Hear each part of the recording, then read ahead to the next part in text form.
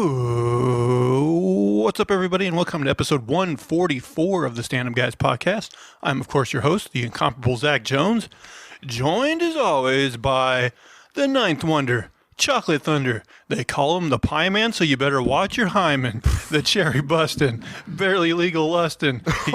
No. He's never made a wrong call. If there's grass on the field, play ball. Oh, wow. The phenomenal AJ. That's a new intro, huh?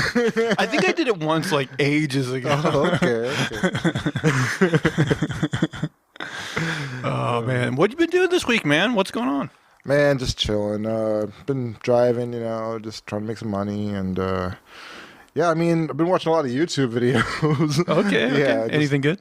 just watching old Danny Gonzalez videos. He, does breakdowns of different movies, like Princess Protection Program and, these Disney movies. Okay, I got to hear about this one. What is Princess Protection Program? That was a movie between Demi Lovato and Selena Gomez. They were best friends at the time. So Disney was like, oh, we need to run on this and make a movie out of these two. And so Selena Gomez is this, I guess she works a fishing shop or something. I don't know, some sort of bait shop in Louisiana. And there's no Louisiana qualities to this movie. Yeah. And Demi Lovato is a princess from some very, very small, I think, Latin country. Or they speak Latin. I don't know. Okay. And, yeah, she's the princess. And there's this coup going on in her country. And a general's trying to kill her. And she gets taken out of there and put in this protection program with Selena Gomez where she's staying at her house. It's a very good movie. In conclusion, 2 thumbs up. Yes, you can tell where it goes from there. I like how there's these YouTube channels that just find these narrow lanes that go and removing Hallmark Christmas movies or these Disney movies or. Maybe we should. That's what we need to do is really niche down, find some crazy lane that nobody's covering yet. Oh, that's the way to do it. Oh man, I haven't. Well, so I talked about last week how I watched that Korean show, Right. Extraordinary Attorney Woo, which I still recommend, by the way. Great show. Mm-hmm. But because I did that, Netflix did this thing where it's hey, here's all these other Korean shows you might be into. So I was like, okay, Netflix, I'll take a look. And so I decided to watch one of those called The Silent Sea. I don't know if you've heard about this. No. So basically, it's a sci-fi one where the premise is it's a little bit in the future, global warming is wreaking havoc on the planet, the oceans are dissolving and stuff. So there's this water crisis basically, people are severely rationing water.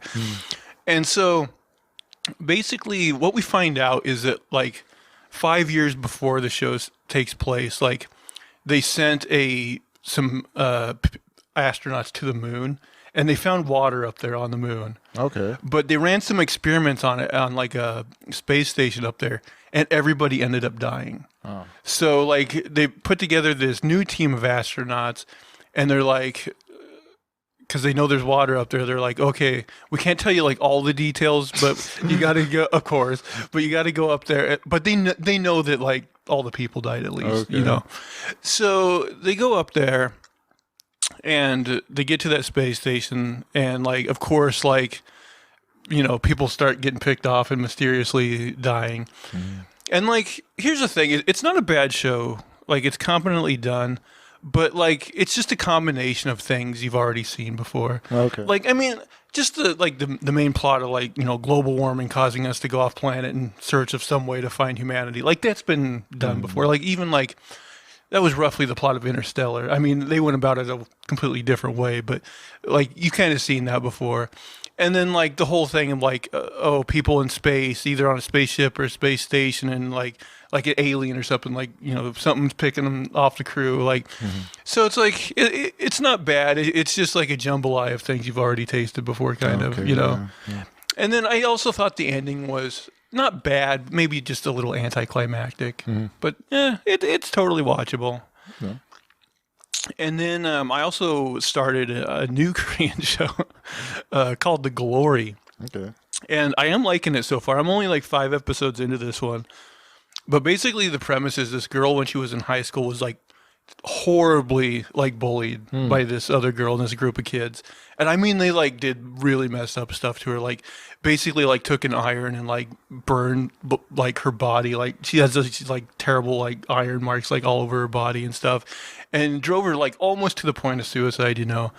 But instead of killing herself, like she kind of like vowed like, I'm gonna get revenge on these sons of bitches, right? And so like basically over like a 20-year span, like she ended up, because of those kids got kicked out of high school, so she like gets her GED. Like I don't think it necessarily has spelled it out yet, but somehow it's like she ends up getting like I think she gets money, or does all right for herself. But now like 20 years later, she's finally, and during this whole time, she's kind of like kept tabs on all these people she wants revenge on, And so now it's like 20 years later, and she's kind of like enacting her plan, and it's really interesting so far. Like I'm liking it. Like a good revenge tale is always good. I'm down for some revenge. Yeah, so it might crap the bed in the end, but so far, man, I'm digging it. Okay. God, I was wondering if I had any other like stories from the small talk type stuff or shows, but I can't really think of any. So you want to get into story time? Yeah, this is my first topic here. It's my favorite one. Okay. This is interesting. I don't know if this woman is half Indian or half white. I wanted to make a white joke about her because of this topic. It's very funny to me. Woman deemed clinically dead after car crash claims she saw Snoop Dogg emerging from light trying to kill me. Okay, that's a trip. Okay. That seems like a very white woman thing to say. Those who have come close to death and have been lucky enough to tell the tale will often describe seeing a warm, welcoming light at the end of the tunnel. That's not the case for Marianne Ruprai, which sounds like a very Indian name, when she suffered a life-changing spinal injury that left her clinically dead after a deadly car accident. She didn't see any glowing lights or omnipotent beings. She saw Snoop Dogg. Who's to say he's not omnipotent? Marianne and her sister have been driving home from a friend's house. A friend's wedding after they got into a horrific car accident. Although she has no recollection of what actually happened after the harrowing crash, she does know what people have told her about it. But her brain tells a totally different story. In reality, Marianne's injuries were immediately life-threatening, and her heart stopped multiple times, both at the scene of the accident and in the hospital. She had to be resuscitated by emergency services before she was put in an induced coma. On 3 different occasions, she was clinically dead, but Marianne remembers things differently. Marianne saw Snoop Dogg during her near-death experience. I thought after the accident we drove home and went back to my parents' house and my mom and dad were there. Obviously this didn't happen, so that was in my mind. Suddenly she remembers being put into the cargo hold of an airplane where it was so bright and really, really cold. Suddenly her memory flashed to a scene with her brother and her fiancé, Andy, where they angrily spoke about wiping their hands of someone supposedly Marianne. Things get even weirder. I remember just sitting in a chair, and then I heard these voices, and I looked down and I could see a light from the door, like a back entrance to a club, she recalled. And I have no idea why this person was there. I just can't work it out. But it was Snoop Dogg. He had his entourage of people with him, and they were looking to kill me. I remember the fear. I was so scared. I tried not to make a sound, petrified that she's been seen or heard by Snoop Dogg and his crew. Marianne tried to stay quiet, but the chair she was sitting on had started tearing away from the wall behind her and was about to fall with a crash when she suddenly woke up. When she did wake up, it understandably took Marianne a while to make sense of things, believing at first that her whole family had left her and that she was in some sort of psychiatric ward. I didn't quite understand what was going on. Then my mom and dad walked around the corner, and I can tell you how happy I felt when I saw them. Suddenly, going from being hunted down by Snoop Dogg to embracing your mom and dad would have probably been a relief to anyone, to be fair. After recovering from her experience, Marianne set up a Ruprai Spinal Trust to support others affected by spinal cord injury. She'll always have a strange sense of what any sort of afterlife might bring. A lot of people have asked me, did you see the light at the end of the tunnel? No, I didn't. There was no tunnel, she said. They say, did you see any loved ones? And I'm like, no, I just saw Snoop Dogg, really. What? I gotta believe she's white. Sure, her name wasn't Karen. Sounds like a Karen nightmare. Like she fears Snoop Dogg at her death. Like, oh my god. I saw the Grim Reaper, and it was Snoop Dogg. Oh, that one made me laugh. I bet when your like brain goes through trauma, like you can really see some strange stuff. Yeah, it probably just melts. Like you're probably seeing whatever your brain can just conjure up at that moment. It's just random stuff, I would think. Maybe old distant memories conjured, like mixed with like thoughts and imagination, right? Yeah, man. Have you ever watched that show that used to be on Penn and Teller's bullshit? No, I didn't see that. I don't think I've seen every episode or anything, but they had an episode about like, near-death experiences. Because you know how a lot of people do say like, oh, they saw the white light. Well, like they talked about how like, you know how astronauts have to do that thing where they like get in the centrifuge and it like spins them around like really fast. Like they'll report the same thing, that they like saw light like that, but it's just like an effect from like the oxygen or your brain not getting like enough oxygen or something. So like they can kind of at least explain away like the white light type of thing. But as far as like Snoop Dogg, I don't know. There's no scientific explanation. I don't think so. Wouldn't it be funny like if we all see like multiple people like had near death experiences and saw Snoop Dogg, and then you'd be like, what's going on? We got to start asking him some questions. Maybe he is omniscient and omnipotent. Well, this headline caught my eye. Woman tricked girlfriend into thinking she was having sex with man, court hears. What?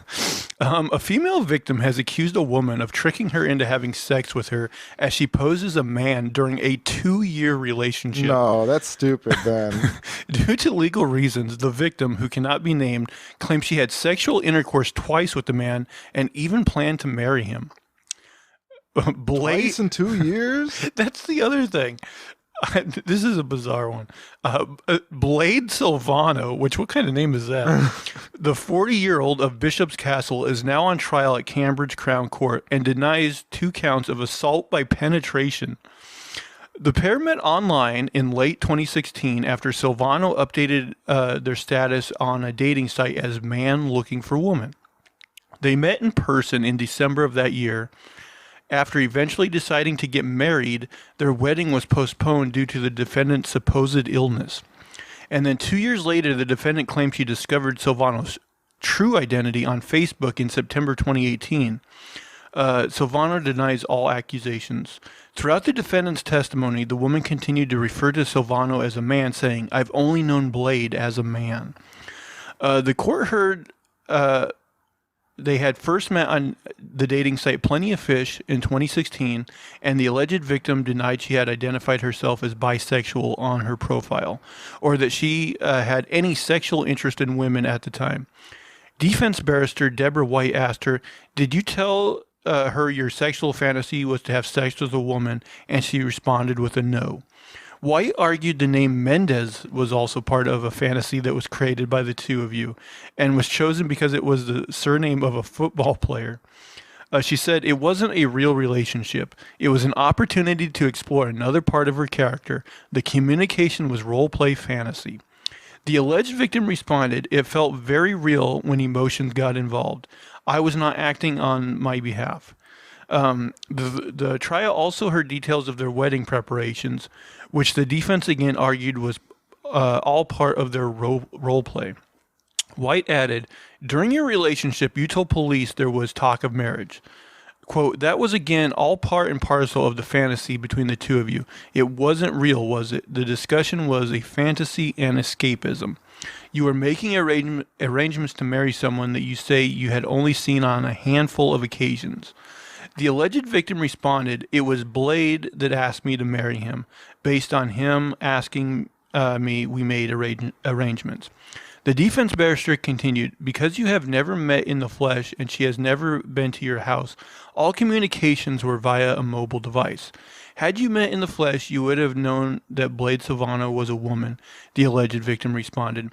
"That is incorrect. I've only known Blade as a man. Silvano's true identity was uncovered in September 2018 when her contacts synced on a new Facebook account and came up with a different surname for the defendant. The trial is currently ongoing." I mean, they blaze past some stuff here. Like, the whole 2 counts of like unwanted penetration or whatever. Yeah. How could that have happened if they're saying that they never met? Well, yeah, that confuses me. They apparently had to have met a couple times, unless like this person's saying they never. Maybe that's part of their defense, but like, I don't know. It's so confusing to just the fact that they knew each other for such a short time. Like, apparently, most of their contact was online, but it's. I'm guessing. I'm thinking there's something to that since. But like, God. First of all, if they did have sex, like, how do you have sex with somebody?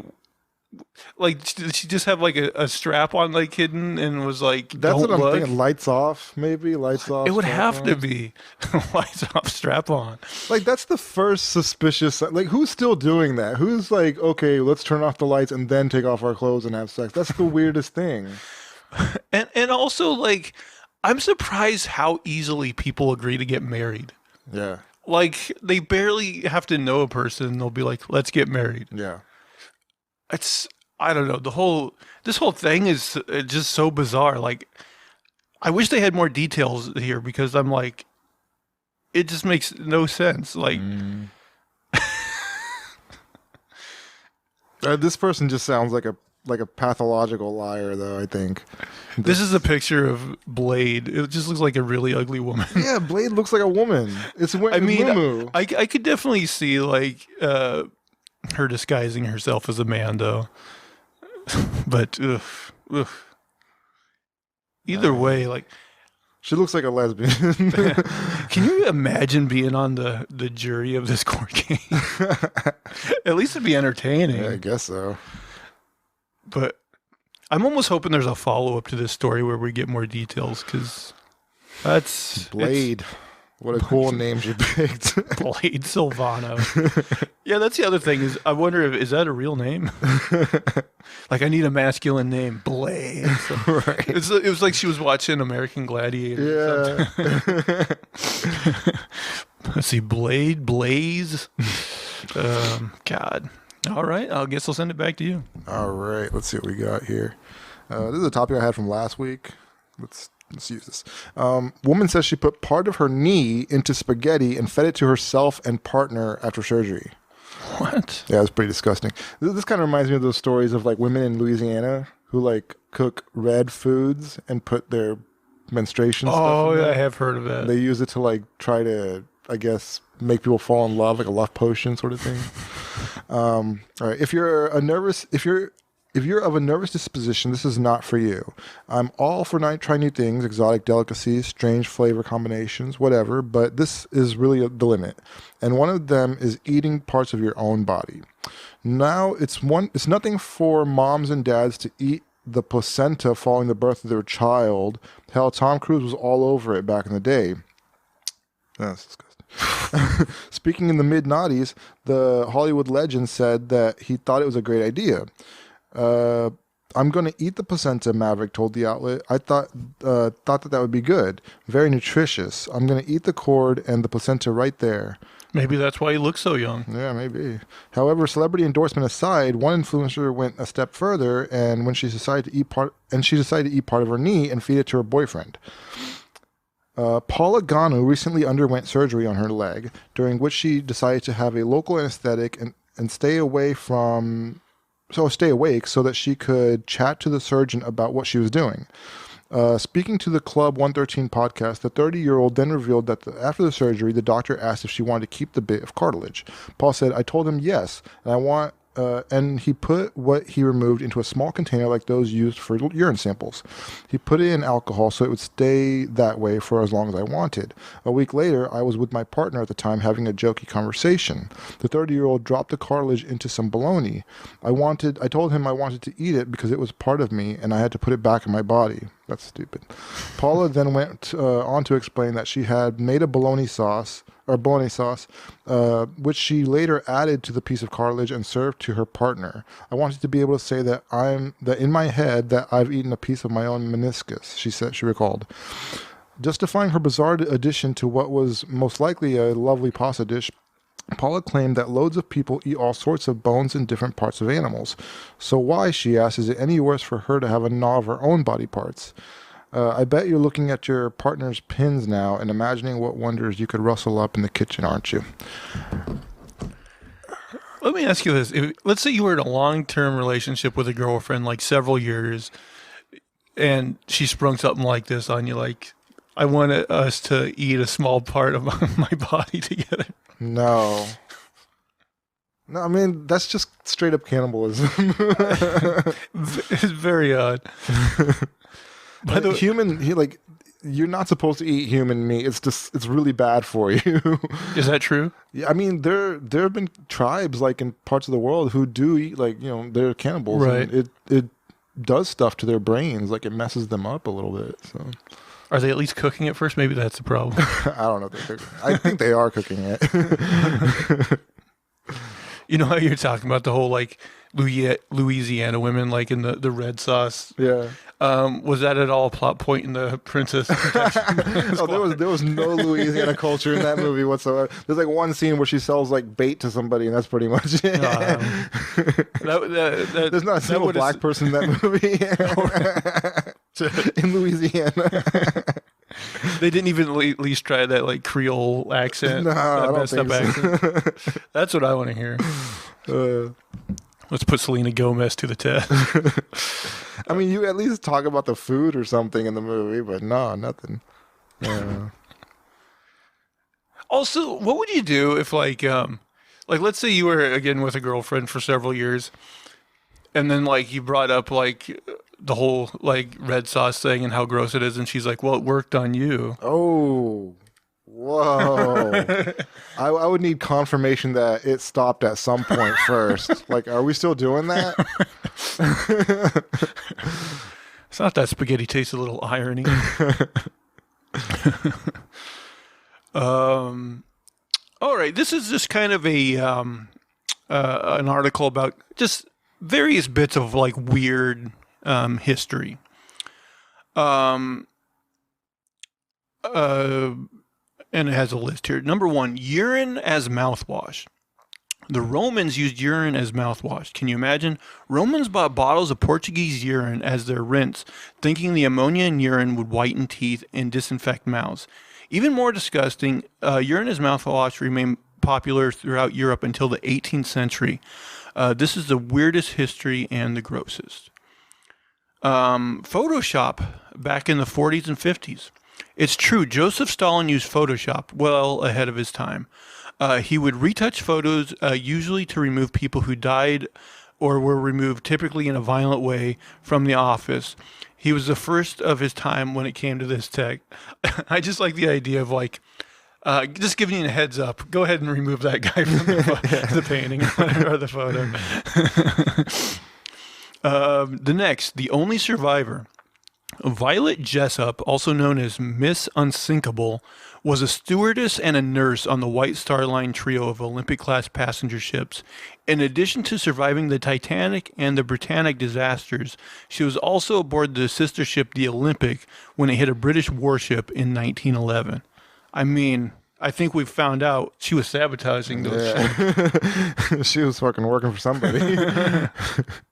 I guess did you see recently they just did some weird, like, really detailed, like, 3D modeling of the Titanic, like, as it sunk underwater? Mm-hmm. I only seen, like, some photos of it. Like, I don't know what they hope to glean from that. It would be funny if they're like, oh, it wasn't an iceberg after all. I mean, yeah, what are they trying to learn from this? Like, yeah, don't hit icebergs. That's the lesson. That is the lesson. But, I don't know. Kind of cool. The next one, China loves cement. China used more cement in a 3-year span than the United States did in the entire 20th century. Interestingly, Bill Gates tweeted about it, but no one took him seriously. However, estimates from the U.S. Geological Survey indicate that Mr. Gates was serious. The U.S. used 4.5 gigatons of cement between 1901 and the year 2000. China used 6.6 gigatons of cement between 2011 and 2013. That's wild, China. I wonder why that is. Like, why are they Huge doing- infrastructure projects. You think that's it? I mean, they are definitely, and they're not just doing it in their own country. They're doing it in other countries too. They're developing infrastructure in Africa and other places, and they're developing ports around the world. So, they're doing a lot there. God, that's so much weight, 6.6 gigatons. Yeah. And that's just in a 2-year span. Jeez, they did more. Yeah, I mean, I heard about this years ago. China was ramping up its infrastructure then, and it's been insane. Like every year, they do massive work in their roads and buildings and stuff, building new cities and stuff. It's just that country is growing just exponentially. Is China like still like more rural than like? I mean, the West. No, yeah. The West is like mostly like desert. Like it's not very inhabited, like the Northwest area. But most of the people live on the eastern seaboard, like the side of the China. So and that's where a lot of more like the densely populated major cities and stuff are. Yeah. The next one, killer bunnies. Napoleon was almost assassinated by a horde of bunnies. Thought of as one of the greatest generals and conquerors to ever live, Napoleon Bonaparte was powerful on the battlefield. He forced the United Kingdom, Austrian Empire, Kingdom of Prussia, Kingdom of Spain, and various kingdoms of today's Italy, Dutch Republic, Russian Empire, Ottoman Empire, Kingdom of Portugal, and the Kingdom of Sweden to join forces in order to confront him. Bunnies weren't scared of him, though. He had a rabbit hunt arranged for himself and his men. The chef set it up, and they rounded up 3,000 rabbits for the occasion. As soon as the bunnies were released for the hunt, they all charged Bonaparte and his men viciously and relentlessly. Oh, man. Now that I know this, like, they always had that question, like, if you could go back in history with a time machine, like, this is what I want to see. This is what I'd like to see, I want to too. see Napoleon and his men almost ripped apart by rabbits. How is this an instinct for bunny rabbits? It's so weird. They don't do this sort of thing. I didn't think so either. Maybe they're like, well, there's 3,000 of us. We got some strength in numbers right now. It's our only chance. Damn, they're strategizing. Pope Pius II and porn. The thing is, before becoming a pope, Pius II wrote a popular erotic book titled The Tale of Two Lovers. You wouldn't think a pope would go from erotic writing to the church, but in this weirdest history, it's true. I would think that. Yeah, why not? You think that book holds up? I'm sure it does. He's probably had a lot of sexual encounters. Popes back then were like, they had families and mistresses and all kinds of stuff. You know what's funny is that book is about two step siblings, and one of them goes, "Well, at least we're not blood related." Oh my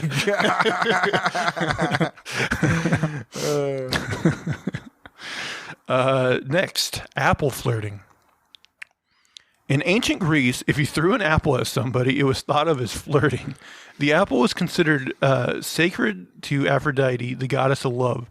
Throwing an apple at someone was to declare one's love. To catch a thrown apple was to accept the love of the thrower. If someone threw an apple at you, they were flirting with you. This is the weirdest history of love and flirting. I'm going to go throw an apple at a bitch and see what happens. Maybe she's like really hungry, she'll take it, and you're good to go. Next, Reagan, a lifesaver. Lifeguard turned actor turned president Reagan worked 6 summers as a lifeguard in Lowell Park in Dixon, working at the treacherous Rock River. News reports at the time and later research shows that he saved 77 people from drowning. Oh, he'd get fired today for that. Did you hear? I just saw a story recently about this lifeguard who saved somebody's life, but he did it outside of the restricted area where he's supposed to be working. Oh my god! So he got fired. Jeez. Like, oh, sorry, can you drown just a little closer? Swim this way and then stop swimming. Next, no pearls for Tesla. Nikola Tesla was one of the most innovative and great inventors of the human species. He also had some pretty strange phobias. Tesla wore white gloves to dinner every night, priding himself on being a dapper dresser. He couldn't stand the sight of pearls and refused to speak with women wearing them. He even went as far as to send his secretary home if she wore pearls. He was a fancy boy. But I mean, it's just like, are pearl? Did he think pearls were like non-fancy, or just he just like, man, those look disgusting for some reason? That's an odd thing. And finally, the last one: would you hate honey? Why would anyone hate honey? Beyond a distaste for it and living in ancient Egypt, servants didn't eat honey. In order to attract flies and keep them away from the pharaoh, the servants were smeared with honey. How would you feel about honey if that was the case? I mean, I can understand why those servants didn't like it. Yeah. Hey, I don't like these flies. Let's slather you guys up in some honey. I guess if it was just commonly thought of as like, oh, it's this thing for attracting flies, like maybe people had like an ill thought about it because they associated it with flies. Yeah. But, man, yeah, the Napoleon almost being killed by bunnies. That was a good one that I didn't know. It was worth it just for that. Yeah. All right, I'll toss it back to you. All right, let's see what we got here. All right. Man arrested after throwing lunch meat at Florida officer. Yeah. A man was arrested last week after he threw lunch meat at an officer, according to body camera video shared by the Port Orange Police Department. Police said that they were called to a smoke shop on Tuesday, May 9th, after a worker reported a man disrupting the business and threatening workers. Once an officer arrives, the video shows him speaking with the worker, who said she wanted the man, later identified as William Boosie, trespass from the store. After the officer left the building, Boosie approached him. In the video, Boosie asked the officer a question about suing the Volusia County Sheriff's Office and the Port Orange Police Department. The officer told Boosie he didn't know anything about that and that he was there because the smoke shop worker said Boosie was bothering customers. The officer then tells Boosie that he had been trespassed from the store. After Boosie learned that he was trespassed, the video shows him starting to become violent with the officer. Come on, expletive. You can't do it. I got a black belt in karate and a black belt in judo. He's got a gun, man. You're going to give you in a world of hurt, Boosie told the officer. Moments later, Boosie is seen throwing something at the officer. Police department said Boosie hit the officer in the chest with a piece of lunch meat. He was arrested and charged with battery on a law enforcement officer. He was taken to Volusia County Jail. I mean, battery, come on, it's lunch meat. That's not a big deal. Just take him in for disorderly conduct. Although I take it this guy was not black. Yeah. No, he would have been a whole different situation. Yeah, he was an old white guy. Man, some story you hear about some poor black guy that gets shot for doing nothing. And then sometimes you hear a story about a white guy that gets away with like so much that you're like, maybe he should have been shot, it sounds like. I saw one where these guys, like white guys, they were in a truck and like they were like literally fighting it out with officers. Like they were like really aggressive and everything. The cops were like, they were like more defensive and like trying to like calm things down. I was like, what is going on here? That's not what I'm used to. That was Florida, you said? This was Florida, yeah. Florida man strikes again. Yeah. Let's see what we got. Man, okay, this story is like very depressing, but I found it a little fascinating in just how like people can really be true believers. Indian couple beheads themselves in a horrifying ritual suicide. A fair warning, this story deals with subjects that some people might find uncomfortable and disturbing. Okay. Let's see. Okay, a family from the state of Gujarat in western India recently fell victim to a horrendous tragedy. One Sunday morning, the children of, I'm going to butcher these, Hamumbai Makwani, 38, and his wife, Hansaben, 35, discovered their parents' headless bodies. To make matters, oh my gosh! Yeah, I told you it's a depressing story. To make matters worse, there are no murderers to blame for their deaths. It quickly became apparent that the husband and wife had beheaded themselves. They had constructed a gruesome contraption that was essentially a homemade guillotine. They willingly put their heads under the device's blade, severing them simultaneously, according to the Hindustan Times. The Makwanis committed suicide out of a religious fervor. The authorities say they offered their heads and lives as sacrifices to the Hindu god Shiva. It doesn't seem like the macabre ritual suicide was a spur-of-the-moment decision. Sub-Inspector Indrajit Singh Jadeja from the police department of Vinchia told Hindustan Times that the couple had been drawn to their religious practices a good while ago. According to Jadeja, the victims had been secluding themselves daily to a hut on their family farm for more than a year. Within the hut, they would offer prayers to the god Shiva at an altar, knowing as Shivling they had constructed. Shiva is one of Hinduism's principal deities, although his role varies between different strains of Hinduism. He's at times revered as a great creator and the supreme teacher of yoga, but also as a god of destruction. What exactly spurred the couple to take their own lives remains a mystery. All that is known is that the couple sent their 12 and 13-year-old children to their uncle's house the day before the suicide. Then, on the night between April 15th and 16th, they put their suicidal plan into action. The couple first prepared a fire altar before putting their heads under the guillotine. Like mechanism held by a rope, explained Jadeja. The fire pit called Havan Kund is used to make offerings in many Hindu ceremonies. The usual offerings included aromatic spices, herbs, and food like butter, honey, flowers, or fruit.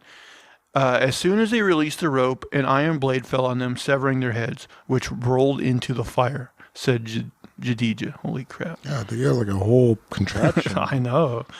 The suicide note. To make matters worse, the ones to discover the Makwani's corpses would be their children. When they returned home on April 16th, they found their parents in the secluded hut. According to the police, the victims' cell phones were found near their bodies, along with a suicide note. Unfortunately, the note sheds little light on why they ended their lives in such a gruesome manner. In the note, the couple pleads their younger relatives to take care of the children and elderly parents. Hamumbai Makwani further detailed that he trusts his brother and that his in-laws had never chided or reprimanded him. But why commit suicide? The note mentions that Hansabin was not well, but doesn't provide any further explanation. Hansabin Makwani's cousin, Jayanti Jatapara, was at a loss over the couple's motive. Talking to the Times of India, Jatapara said they didn't face any financial difficulties, nor were there any arguments within the family. The police were equally in the dark, or at least wouldn't say anything. Despite the seemingly religious nature of the suicide, Jadeja said the police hadn't confirmed for certain whether it was part of any superstitious or black magic ritual. We are recording statements of the family members and trying to know the reason behind the couple's extreme step, said Jadeja. We will get a clear picture once we record statements of all family members. Although the details aren't clear, no outside foul play is suspected. The police are investigating the matter as an accidental death. I mean, I was just amazed that in this day and age, like, I know there's religious people, but the fact that they could be like so into it that it would like such true believers that it would like convince them to do this was just, oh my God, I couldn't imagine. Well, I think it's just like obsession, you know, like they became obsessed, it seems, and like that drives you to like almost contort the religion, and like that's got to be what this was. Like, I would think so, but I mean the fact that they would even leave their like young kids behind. Yeah, I mean they became, yeah, it's a religious fervor, you know. Any ideology, if you just go into it so headstrong and like don't question anything and just start accepting the strange theories and stuff around it, like it's, I don't know, it's dangerous, man. I know, and like I know nothing about Hinduism, but I mean, I'd be curious to know, like, because there's a ton of Hindus in the world, and I just like, how many are there others that commit like similar like ritual suicides? This has got, like, I have not heard of this. Like, I'm not Hindu, but you know, I would think like it'd be more common. They do, you know, like religious. Yeah, everybody has their own religious, you know, culture and stuff like that. But I don't know about this. This is unique, and plus, it sounds like they're trying to look into like, you know, mental issues and other stuff with these people. Like, it sounds like the girl was having problems, some sort of issues.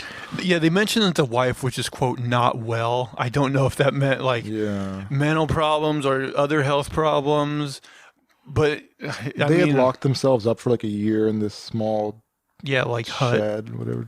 Yeah. But I mean, it sounds like their kids were living there too.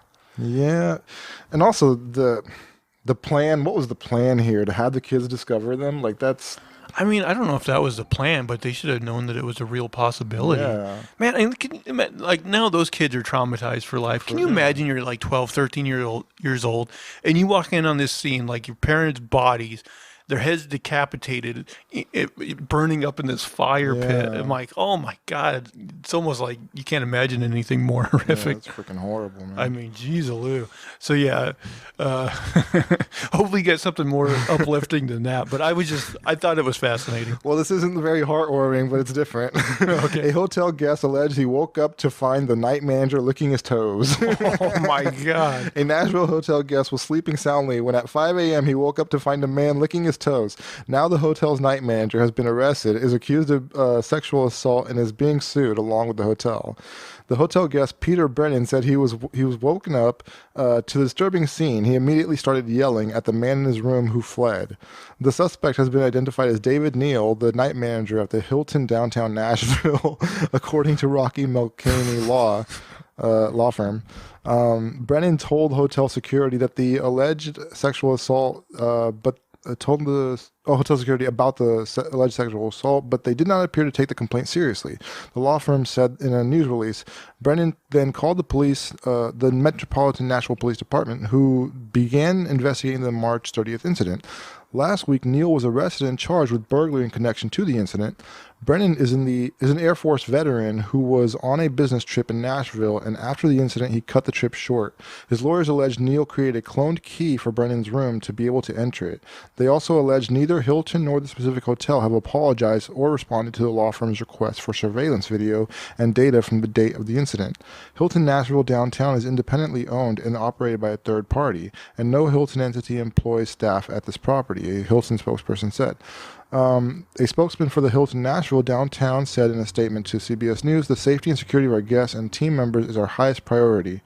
We are working closely with the Metropolitan Nashville Police Department and are part of the company as part of the company policy. We do not comment on ongoing investigations." They also don't turn in the videotape and anything else either. So I don't know how they're complying. The law firm says Brennan has suffered from severe and permanent emotional distress, embarrassment, past and future medical expenses, and a loss of earning capacity, and is seeking damages in a lawsuit filed that last month. Wait, earning capacity? Yeah. What he was like? I can't work anymore because this guy licked my foot. Like, all I am is a piece of meat to these people. They don't take me seriously. It'd be funny if he was like, I just demand a full refund. That's it.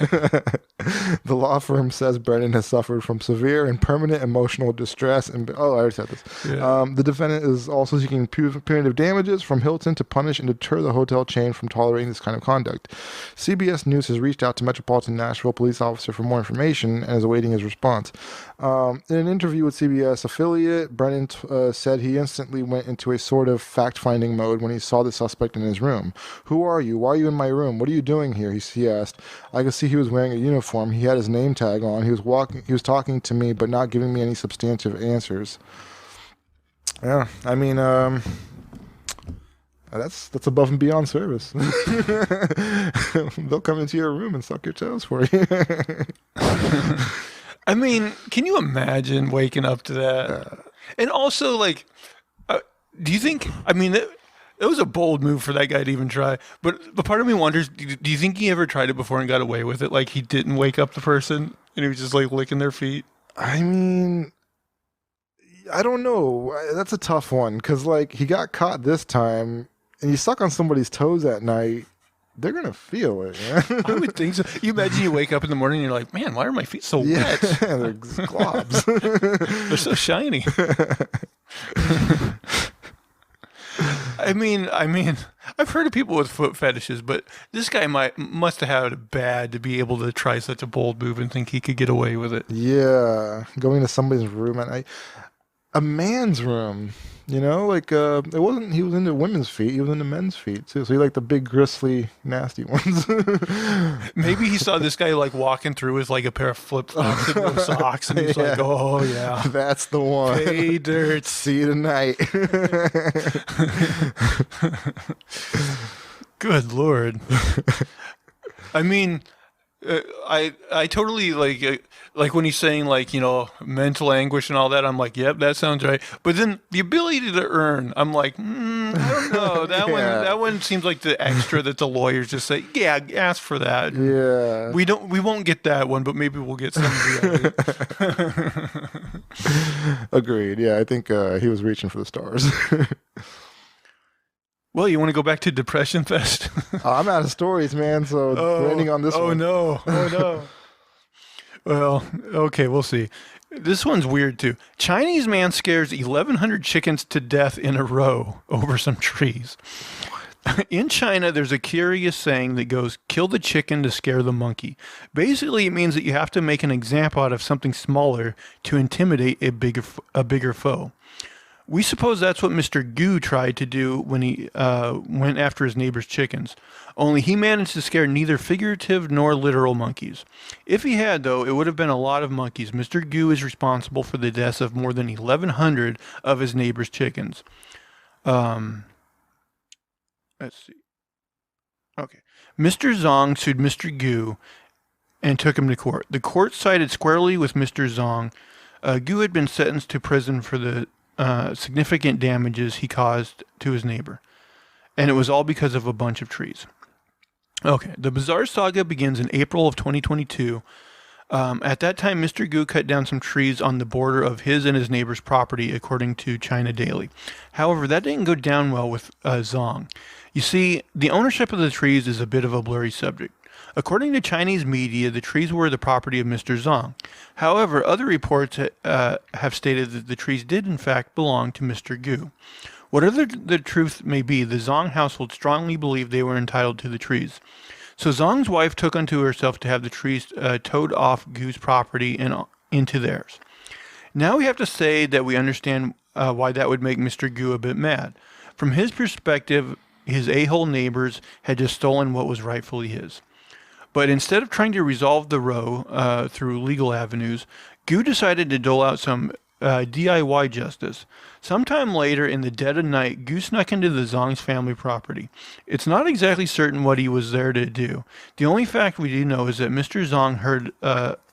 Zong's herd of chickens didn't like Goo's high-powered flashlight one bit. The light drove the chickens into a mad panic.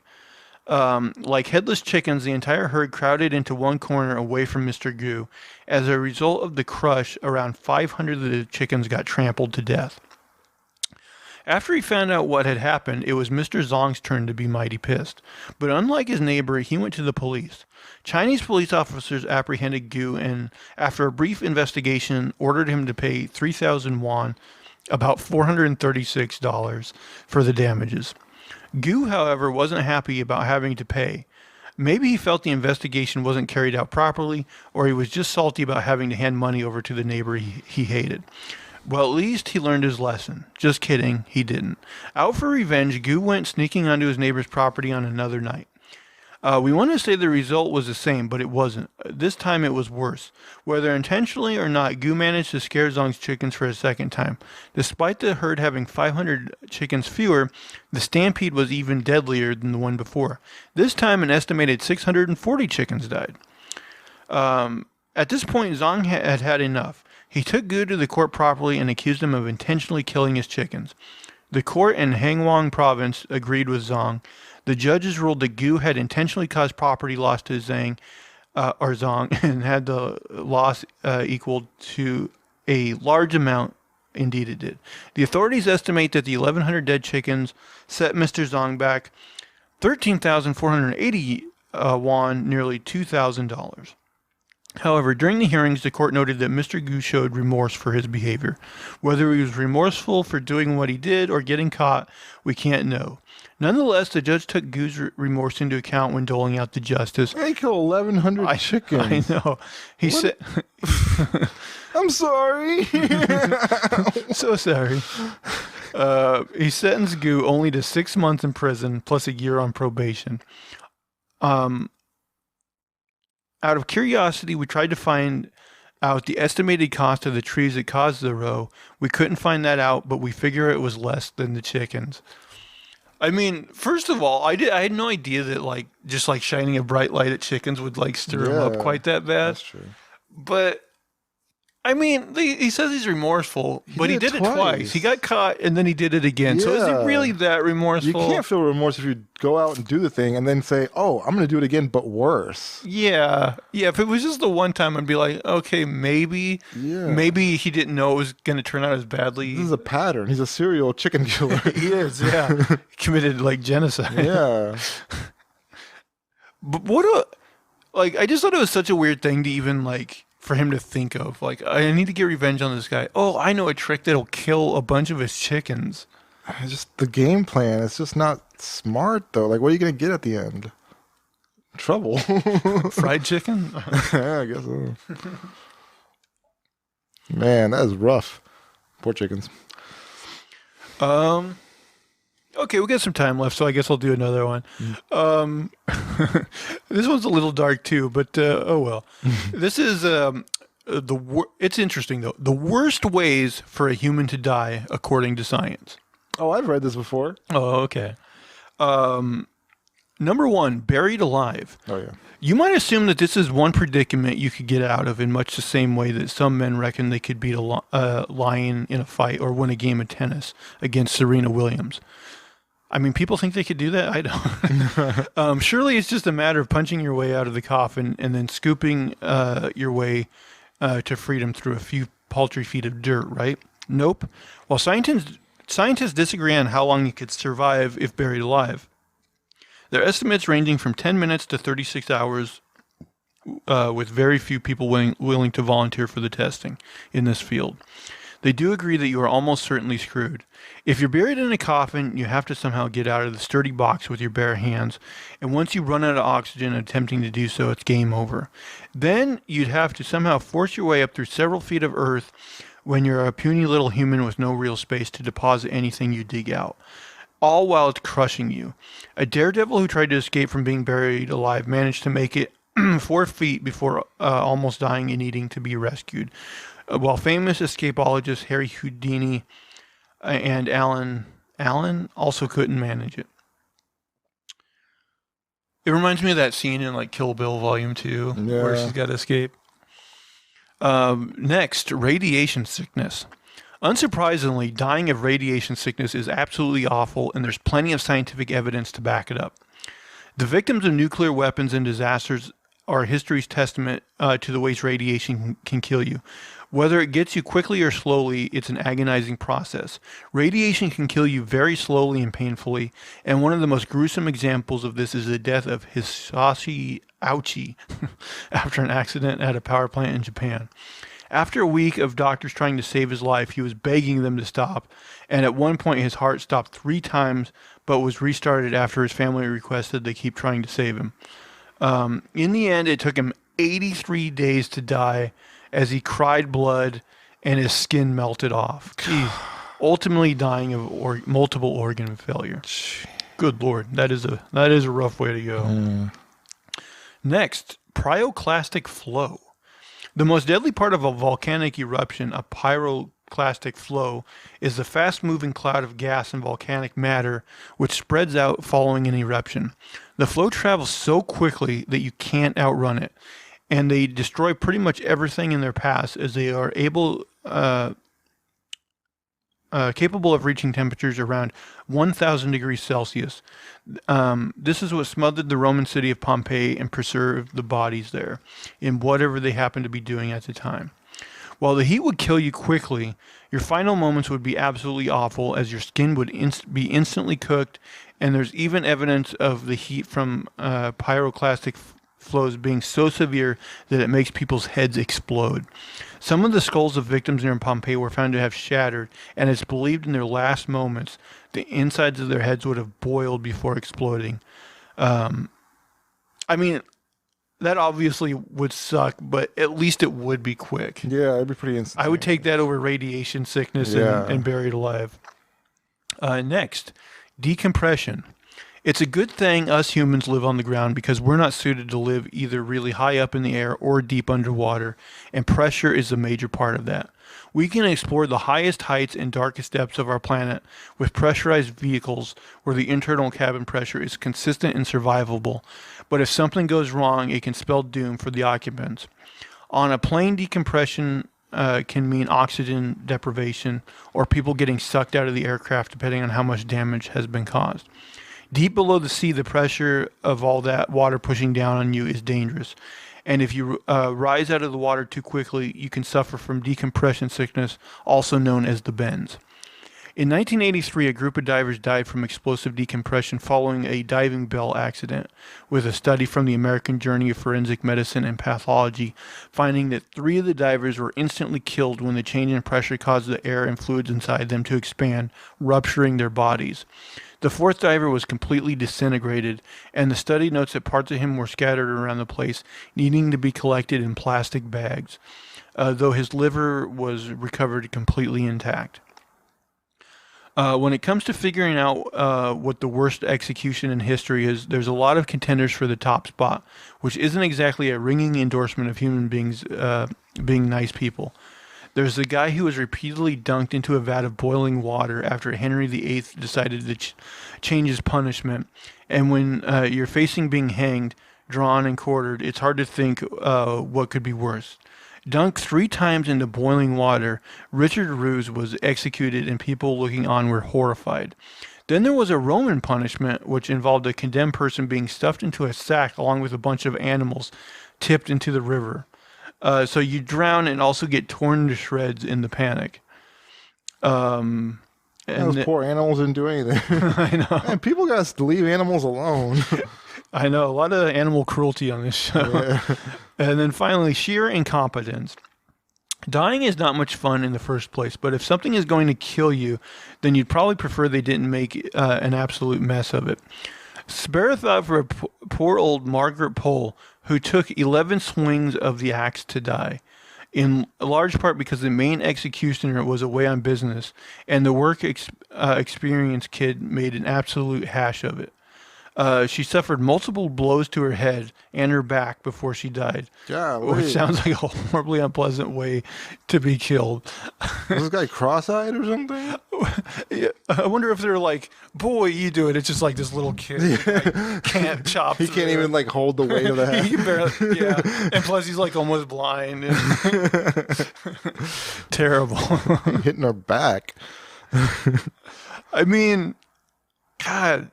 I don't know, like, would you rather die from the guy that couldn't chop your head off well, or the vat of boiling water? At least, like I said, the volcanic flow would be quick. Yeah, I'd go with the volcanic flow for now. But if I had to choose one of these other ones, whew, I don't know. I still think radiation's the worst. I mean, that one definitely takes the longest, or it did in that guy's case, but whew. But I'm still claustrophobic that being buried to death. Oh, yeah. Like, that one would be tough. Yeah. These would all be tough, but I don't know. I honestly don't know if I had to choose between the 83 days of painful radiation or the 10 minutes of suffocating in a coffin. Mm-hmm. I don't know which I'd choose. That's how bad the claustrophobia would be.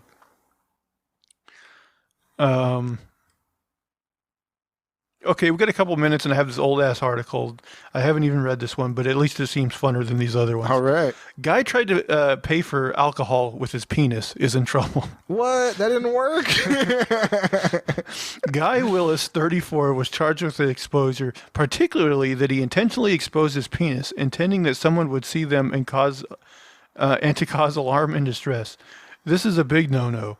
He came to sentencing on Thursday, December 22nd at a Warrington Magistrates Court, where he was told his actions were, quote, highly unpleasant.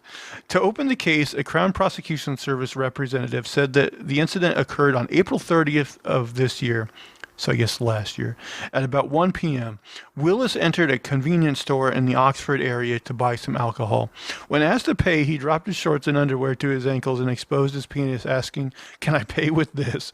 The worker promptly told him to pull up his pants and pay for the alcohol. Willis was identified through CCTV, which recorded the incident, but gave no comment to officers' questions during his police interview after the arrest. Willis has 6 previous convictions for 11 offenses, as told to the court. He pleaded not guilty to an offense taped on camera after the charge and was convicted after the trial. In defense of his client, and according to Gary Heaven, it was referenced how nobody had to attend court to give evidence, with this not being a situation where witnesses were put through the anxiety of cross-examination during the trial. I struggle to find from my experience a more misjudged example of buffoonery than this, he said. He was always going to be identified and come to the attention of the police. One has to question what on earth is in his mind at the time. Mr. Heaven did state that Willis was drinking at the time and made a mistake in showing his penis, but he is no longer drinking. He also said that there were no other customers or children present in the shop at the time of the incident. Magistrates sentenced Willis to a community order, including 30 rehab activity requirements days and a 90-day alcohol monitoring requirement. He is also ordered to sign the sex offender register for 5 years and pay the cost, £350. I mean, it says he has 6 previous convictions for 11 offenses, but it doesn't exactly say what. Were these all like... Yeah, like was he nude then too? That's my guess, the way it's written. This guy's just a serial flasher, it sounds like. All right, I think that will do it for our silly and or depressing show today. Hopefully next week there'll be better news stories. But hey, that's the game you play when you do a show like this. You never know what the old roulette wheel is going to deal you. But at least some of these were fun, I think. Yeah. All right, guys. Well, we thank you very much for spending another show with us. We always do appreciate it. If you will, please subscribe to the YouTube channel and to the podcast on your podcast service of choice. Send us thumbs up, positive reviews, all that stuff. And if you want to, you can come over and visit us on the Twitter. AJ, where can people find you? A name for this too. That's number 2. And you can, of course, find me at Zach Jones Live. That's ZachJonesLive.